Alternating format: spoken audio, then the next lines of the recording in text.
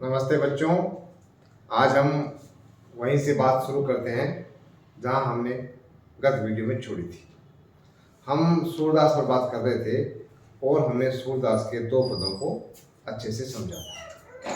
अब हम हमारी जो पाठ्य पुस्तक है उसमें दो और दोहे लगते हैं, दो पद लगते हैं, उनके बारे में हम बात करेंगे। तो अभी आपने देखा होगा कि इसमें गोपियां उद्धव को संकेत करती हुई कई खरी खोटी बातें सुनाती है। तो अब उसी दौरान जब बातें वो सुना रही होती है, उसी दौरान वहाँ एक भंवरा गूंजता हुआ आ जाता है। अब क्या है कि भंवरा जो होता है वो भी काले रंग का होता है और जो उद्धव जी है उनकी बातें भी उनको बहुत, जैसे काला रंग खराब का प्रतीक होता है, वो भी उनको खराब लगती है। तो वो जब जब मधुकर का नाम लेती है तब तक वो उद्धव को ही संकेत कर रही होती है। तो उनके पदों में कई जगह ये भ्रमर, मधुकर ये शब्द आते रहेंगे। भ्रमर कोई मधुकर भी कहते हैं, भंवरा कहते हैं, वो एक ही दोनों पर्यायवाची हैं। तो अब हम जो हम कविता पढ़ने जा रहे हैं उसको हम ध्यान से पढ़ेंगे कि हमारे हरि हारिन की लकड़ी। यहाँ जो सूरदास जी ने एक परंपरागत जो उपमा अलंकार है उसका उपयोग किया है कि जहाँ कोई बात एक साथ जुड़ने की हो, अच्छी से जकड़ने की हो, उसके साथ अच्छी तरह से पकड़ने की हो, तो वहाँ जो कविगण है वो एक हारिल पक्षी होता है उसका प्रसंग उठाते हैं। हारिल का क्या होता है कि हारिल एक जैसे तोता होता है, उसी रूप रंग का एक हरे रंग का पक्षी होता है और इसकी विशेषता क्या होती है कि यह अपने साथ एक लकड़ी रखता है और उस लकड़ी को पकड़े रखता है और जहाँ भी बैठता है वो अपनी लकड़ी रखता है, उस लकड़ी पर बैठ जाता है, वो उस लकड़ी को कभी छोड़ता नहीं है। तो वो जिस प्रकार हारिल पक्षी अपनी लकड़ी को पकड़े रखता है, उसको छोड़ता नहीं है, उसी प्रकार हमारे जो हरि है, हरि कौन? कृष्ण। जो कृष्ण भगवान है वो हमारे लिए, हारिल के लिए जैसे लकड़ी है, वैसे ही हमारे लिए हमारे कृष्ण है। हारिल पक्षी अपनी लकड़ी नहीं छोड़ता है, जहाँ भी जाता है और लकड़ी साथ रखता है। हम भी उनके दिन रात, चाहे वो भौतिक रूप से हमसे दूर है, हम फिजिकली उनसे नहीं मिल पा रहे, बाकी हम उनके साथ जुड़े हुए हैं, उनके साथ ही हमारा संबंध है। तो यहाँ देखो, ये मैंने जब अनुप्रास अलंकार बताया था तो यहाँ ये ये अनुप्रास अलंकार है। अब ये यहाँ उसको हरिण के समान बता रहे हैं, तो जो समान बताते हैं तब उपमा अलंकार हो जाता है। तो यहाँ दोनों ही अलंकार का प्रयोग हुआ है। अब पुनः सुन लीजिए कैसे बराबरी करते हैं कि जिस प्रकार हारिल अपने लकड़ी से मोह रखता है, स्नेह रखता है, उससे जकड़ा हुआ रहता है, उसको छोड़ता नहीं है, वैसे ही हमारे लिए भगवान कृष्ण है, हम उनको कभी छोड़ नहीं सकते, उनके साथ ही हमारा जुड़ाव अनवरत रहेगा, लगातार रहेगा। अगला देखो कि मन क्रम वचन नंद नंदन उर। अब ये तीन शब्द बार बार काम आते हैं। जैसे संस्कृत में बोल देते हैं मनसा वाचा कर्मणा, हिंदी में बोलते हैं मन से, हार्ट वर्क, और शब्द से, वाणी से, बोलने से। हमारे हमने तो मन से भी और वचन से भी और कार्य से भी नंद नंदन। नंद बाबा के बेटे कौन है? कृष्ण। नंदन कहते हैं बेटा। नंद के बेटे को हमने मन से, कर्म से, इस कर्म को हिंदी में लिखेंगे तो ऐसे हो जाएगा, मतलब कर्म या कार्य।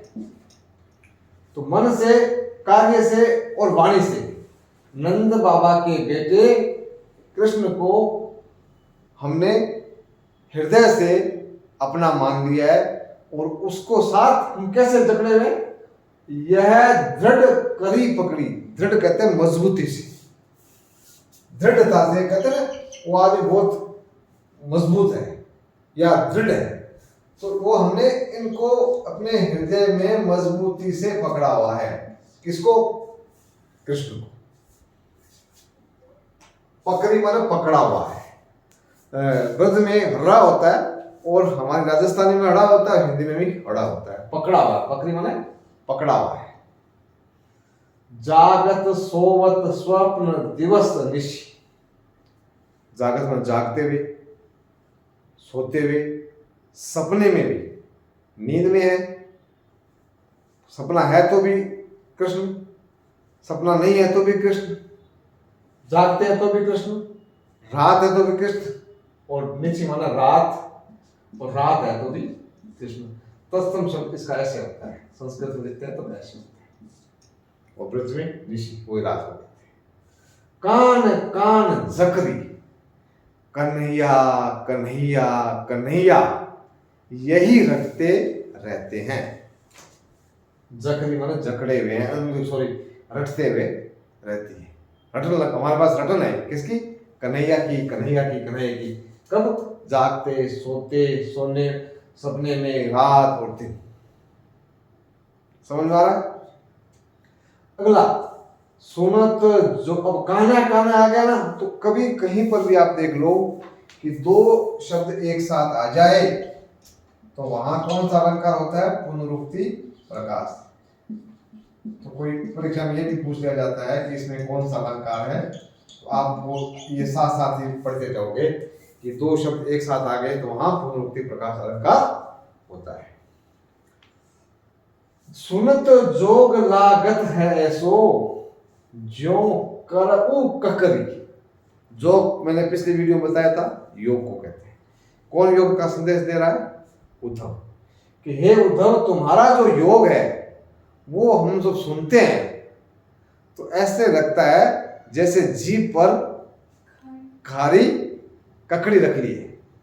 वो ककड़ी आती है ना बाजार में, पतली लंबी लंबी पतली पतली, वो उसमें 10-20 ककड़ी में एक खारी निकल जाती है, और जैसे ही खारी अपने जीभ पे आती है बहुत उसको उगलने का मन करता है, निकलना नहीं, उगलने का मन करता है। तो वैसे हमारी स्थिति होगी, तुम्हारा योग जो है वो हमारे जीभ पर कानों में पड़ते ही हम बाहर निकालने की कोशिश करने लग जाते हैं। अब जो आ गया वो पहले कल वाली बात, उदाहरण अलंकार। सूत तो व्याधि हमको ले आए, दे कि सुनी न करी, कि तुम ये योग की जो बातें लेकर आए हो ना, ये निर्गुण ब्रह्म, ये ऐसे निर्गुण ब्रह्म, तुम्हारा ब्रह्म जो निर्गुण है, फिर तुम योग है तुम्हारा, ये जो बातें हैं ये हमारे लिए एक बीमारी की तरह है, और ये ऐसी बीमारी तुमने बताई है जो न तो कभी हमने देखी और न हमने उस बीमारी के बारे में सुना और न उस बीमारी को भोगा। या करी का मतलब हमारे ऊपर ये बीमारी आज तक हमें लगी नहीं है, और तुम ये पहली बार ये ऐसी बीमारी लेकर आए हो। मतलब उसने योग संदेश को पहले कड़वी ककड़ी कहा, अब बीमारी कह रहे हैं कि देख सुनी न करी, यह तो सूरत नहीं ते सौंपो जिनके मन चक्री। अब तुम्हारा जो योग संदेश है, ये योग संदेश किसका? योग संदेश उद्धव का। ये तुम्हारा जो योग संदेश है, उद्धव को कहते हैं कि हे उद्धव, तुम्हारा जो योग संदेश है यह व्याधि के समान है, यह कड़वी ककड़ी के समान है। तो ये क्योंकि ये बार बार मैं इसलिए स्पष्ट करता हूं कि परीक्षा में ऐसे प्रश्न पूछते हैं कि उसने योग संदेश को इन पदों में किसके समान बताया गोपियों ने, तो ये ऐसा इसका उत्तर होगा। अब और तीसरा, ये बीमारी है। कैसी बीमारी है? न देखी, न सुनी, न भोगी। भोगी मतलब हमारे ऊपर भी ये कभी बीमारी नहीं आई है, या हमें ऐसा कोई ये रोग नहीं, हमें भी नहीं लगा, न हमने कहीं सुना, न हमने देखा। अब ये जो बीमारी है ये हमारे को बस की बात नहीं है, हम इसको बीमारी को नहीं ले सकते। तो तुम वापस वहीं ले जाओ, उन्हीं को सौंप दो जिनके मन चक्री। अब यहाँ कई बार क्या होता है, परीक्षा में से पूछा था कि यहाँ ये जिनके मन चक्री क्यों कहा है, तो वो कहते हैं कि जिनके मन में चक्कर होता है ना, जो एक जगह टिकता नहीं है, घूमता रहता है पहिया, तो जिनके मन में चक्री लगी हुई है, मतलब जिनका मन एक जगह ठहरता नहीं है, ऐसे लोगों को तुम्हारा यह संदेश सुना दो, या यहाँ यह संदेश उनके यहाँ जाकर के सौंप दो। क्योंकि हमारा मन तो एक जगह ठहरा हुआ है, और वह जो मन है वो कृष्ण में लगा हुआ है। तो इसलिए हमारे यहाँ मन तो चक्री नहीं, हम तो बार बार घूमता रहता ही नहीं है। तो ये जहाँ घूम रहे हैं ना जिनका मन, जो मन का एक जगह टिकते नहीं है, वहाँ जाकर तुम इस बीमारी को सौंप दो। अर्थात तुम अपना योग संदेश उन लोगों को सुनाओ जो एक जगह अपना मन ठहरा नहीं पाते। अब यह पद, इसमें मैंने जहां जहां भी अलंकार आए थे उन अलंकारों की बात कर दी। अब बीच में से कोई भी प्रश्न आता है तो आप उन प्रश्नों के उत्तर दे सकते हैं। अब देखिए, अब जब आप अपने आप देखो, जैसे नंद नंदन आ गया तो यहां भी अनुप्रास अलंकार हो सकता है। तो अब मैंने एक बार आपको बता दी भी यहां अनुप्रास होता है, ऐसे पुनरुक्ति प्रकाश होता है, 2 बार शब्द आ जाए तो पुनरुक्ति प्रकाश हो जाएगा, और एक वर्ण बार बार आ जाता है तो अनुप्रास हो जाता है। जो आ जाता तो उदाहरण अलंकार है, किसी को समान बताते हैं तो उपमा अलंकार हो जाता है। अब ये हमने एक पद पढ़ा, अब दूसरा पद और पढ़ते हैं। यहां देखिए कि हरि है राजनीति पढ़ी आए। जब अक्रूर जी उनको लेकर गए थे तब वो राजनीति के बारे में नहीं जानते थे। अब वो गोपियां कह रही है कि जो कृष्ण थे अब तो उन्होंने राजनीति पढ़ ली है, क्योंकि राजा बन गए। अब समूची बात मधुकर के समाचार से पाए। अब एक गोपी दूसरे गोपी को कह रही है, हे गोपी तू बातें समझी क्या इस मधुकर की, इस भंवरे की बातें, मतलब उद्धव की बातें तुमने समझी क्या, कि वो समाचार उसने सब दे दिए हमें। अब एक अति चतुर होते, एक तो ये पहले से ही चतुर थे, एक तो ये पहले से ही चतुर थे, अब गुरु ग्रंथ पढ़ाए और अब इन्होंने राजनीति करना सीख लिया है और राजनीति के बड़े बड़े ग्रंथ भी पढ़ लिए होंगे। तो ये तो पहले से ही चतुर थे, हमें बहुत परेशान पहले से ही करते थे, और अब ये और ज़्यादा राजनीति में घुस गए हैं तो हमें परेशान कर रहे हैं। तो यहाँ राजनीति पर एक कटाक्ष किया गया है, एक टिप्पणी की गई है। कैसे कि बड़ी बुद्धि जानी जो उनकी जोग संदेश पठाए माने भेजे। ब्रज में जो पठाना होता है वो भेजने को कहते हैं। तो वो बड़ी बुद्धि जानी जो उनकी, किनकी बुद्धि? कृष्ण की। देखो उन्होंने अपनी बड़ी बुद्धि दिखाई है, जो योग संदेश पठाए, इस उद्धव को योग संदेश देकर के भेज दिया। उद्धव भले लोग आगे के पर हित दौलत बाए। पहले जो लोग थे पुराने जमाने में वो अच्छे थे, वो दूसरों के लिए पर हित, दूसरों के हित में दौलत धाए, धाए माने दौड़ते रहते थे, भागते रहते थे, दूसरों के हित के लिए, दूसरों के भले के लिए दौड़ पड़ते थे। इधर उधर उनके बस बनता था उतना वो दूसरों की मदद करते थे। धाए माने दौड़ना, डोलना वो होता, डोलना ऐसे चलना, मतलब इधर उधर दूसरों की मदद के लिए कोशिश करते थे। अब अपने मन फेर पाइए चलत जो होते चलाए। गोपिया कहती है कि अब अपने मन फेर पाइए चलत जो होते चलाए। अब तो हमें और कुछ नहीं चाहिए, जो चलते हुए वो हमारा मन लेकर गए थे। हमारा होता ना कि किसी का मन चुरा लिया, दिल चुरा लिया, तो हमारा वो अब अपने मन फेर पाइए। अब तो हमें यही चाहिए कि हमने जो हमारा जो चलते हुए वो मन चुरा कर ले गए थे, मतलब हमारा मन तो उन्हीं के साथ लगा हुआ है और वो वहाँ राजा बने बैठे हैं। अब हमें वो वापस हमारा मन दे दो, मतलब हमें ऐसी शक्ति दे दो कि हम उनको भूल जाए। हमारे में क्षमता तो है नहीं हम उनको भूल जाए। अब हमें वो अपने मन फेर पाइए, अब हमारा मन पुनः हमें दे दो जो आप चाहते हुए ले गए थे। मतलब हम अब आपके बिना रह नहीं सकते, मूल भाव यही है, क्योंकि हमारा मन है वो आपके साथ ही चला गया है। ते क्यों अनीति करे आपुन, जे और अनीति छुड़ाए। ते क्यों, देखो यहाँ रोकना।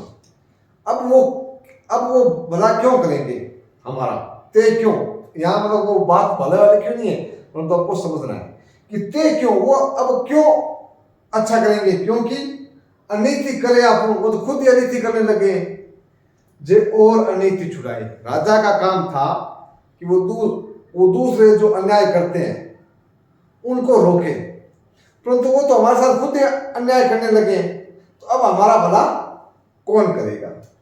राज धर्म तो यह सूर जो प्रजा न जाय सताए। अब वो तो अपना राज धर्म ही भूल गए। राज धर्म तो राजा का धर्म, राजा को क्या करना चाहिए, क्या करना नहीं चाहिए, राजा के कौन कौन से काम होते हैं, इसके बारे में जो है वो तो अब कृष्ण भगवान भूल गए हैं। अब राज धर्म तो यही सूर जो प्रजा न जाय सताए। राज धर्म तो था यह कि जो प्रजा को नहीं सताए, परंतु वो तो प्रजा को सताने वाले हैं, क्योंकि वो खुद ही अन्याय कर रहे हैं। तो वो दूसरों को जो अन्याय कर रहे हैं उनको कैसे रोकेंगे, मतलब हमारा भला तो होना ही नहीं है। इसमें विशेष बात क्या है कि सूरदास जी गोपियों के माध्यम से राजनीति में जो बुराइयां आ जाती है उसके बारे में भी संकेत कर रहे हैं कि जैसे ही राजा बनता है तो वह अपने को मनुष्य से बड़ा समझने लगता है। तो यहाँ तो हालांकि गोपियां व्यंग्य कर रही है, परंतु एक दूसरा राजनीति में जो खराबी आती है उसके अर्थ को भी यहाँ प्रकट किया जा रहा है। तो यह पद जो है ना वो चारों पदों से थोड़ा सा भिन्न पद है। तो जैसे अब ये प्रश्न ऐसा बन जाता है कि सूरदास जी ने राजधर्म के बारे में क्या कहा है, तो आपका सीधा उत्तर होगा राजधर्म के बारे में ये कहा है कि राजा का धर्म होता है कि वो प्रजा की भलाई करे और स्वयं कभी अन्याय न करे, और जो अन्याय करते हैं उसको दंडित करें, ये राजा का धर्म होता है। अब जैसे प्रश्न यहाँ से बीच में से पूछ रहे कि पहले के लोग कैसे हुआ करते थे, तो पहले के लोग ऐसे करते थे कि दूसरों की भलाई के लिए वो इधर उधर जितनी भाग दौड़ हो सकती थी उतनी भाग दौड़ करते थे। अब आप अगर मतलब इस पदों को समझ लोगे ना तो प्रश्न कैसा भी आ जाए आप उसका उत्तर आसानी से देख सकते हैं।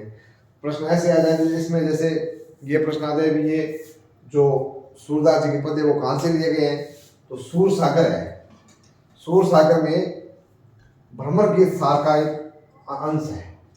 भ्रमर गीत इसलिए कहा गया है क्योंकि वो जब गोपियां उद्धव का संवाद होता है तब भौरा वहाँ मंडरा गूंजता करता हुआ आ जाता है और फिर वो संवाद चलता रहता है, तो इसका नाम ही भ्रमर गीत रख दिया, मतलब भौरे का गीत। मतलब भौरा जहाँ उपस्थित है और वहाँ जो आपस में, क्योंकि ये सब गेय पद है इनको गाया जा सकता है, तो क्योंकि ये जो सूरदास जी के जितने भी पद है वो सब छंदबद्ध है तो इसलिए इनको गाया जा सकता है, तो वहाँ इनका नाम रख दिया भ्रमर। भ्रमर कहते हैं भौरे को, भ्रमर गीत। तो ये उस बाद में रामचंद्र जी शुक्ल ने एक पुस्तक निकाली थी भ्रमर गीत सार, तो उसी में से ये लिया गया है। तो आप अगर सूर सागर और भ्रमर गीत, क्यों सूर सागर में ही भ्रमर गीत है, भ्रमर गीत सार से ये चारों पद लिए गए हैं। तो इसमें जो प्रश्न आएंगे वो एक तो तथ्यात्मक प्रश्न आएंगे जो अभी भी मैंने बातें की, कुछ ऐसे आ सकते हैं जैसे सांकेतिक रूप से राजधर्म किसे कहा गया है, या सूरदास जी की भाषा कैसी है, या फिर गोपिकाएं क्या क्या तर्क दे करके उद्धव को निरुत्तर कर देती है। वो बता देती है भी हम तो आर्यन की लकड़ी हैं, फिर तो हमारा मन जो है वो तो कृष्ण से लगा हुआ है, और दूसरा हमारा एक ही मन है। इस प्रकार हमें जितनी भी इसमें हमने उनके तर्क सुने, वो तर्क बड़ा प्रश्न आता है तो वो तर्क हम वहाँ रख सकते हैं। तो इस प्रकार इस पाठ के को अगर हम तीनों वीडियो देख लोगे आप, तो सभी प्रश्नों के उत्तर आसानी से कर सकते हो। और एक बार नहीं 2-3 बार अगर वीडियो देखोगे तो सारा आपका जो कोई उत्तर में शंका रह रही है, संकोच आ रहा है, तो वो दूर हो सकता है। आप लगातार मेरे आगामी वीडियो को देखते रहें और इस हिंदी की कक्षा में आप आनंद लेते रहें। इसी के साथ धन्यवाद। जय हिंद, जय भारत।